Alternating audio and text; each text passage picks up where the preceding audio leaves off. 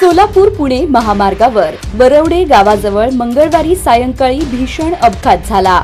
शेडम येथून पुण्याच्या दिशेने निघालेले सिमेंटने भरलेले बल्कर KA 32 AA 2511 भरधाव वेगाने जात असताना टोल नाक्याजवळ नियंत्रण सुटल्याने उलटलं। या अपघातात बल्कर चालक चंद्रकांत दुर्योधन माने वय 38 राहणार आष्टी तालुका मोहोळ यांचा जागीच मृत्यू झाला। सायंकाळी सुमारे 6 वाजण्याच्या सुमारास ही घटना घडली। अपघात इतका भीषण होता की बल्कर उलटून थेट चालकावरच कोसळला। घटनास्थळी मोठ्या प्रमाणात गर्दी झाली होती। नागरिकांच्या मदतीने पोलिसांनी तातडीने घटनास्थळी धाव घेतली। चालकाचा मृतदेह टेंभुर्णी येथील शासकीय रुग्णालयात शवविच्छेदनासाठी पाठवण्यात आला आहे।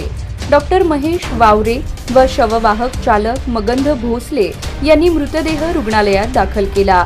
या अपघातामुळे महामार्गावरील वाहतूक काही काळ विस्कळीत झाली होती। पुढील तपास स्थानिक पोलीस करत आहेत।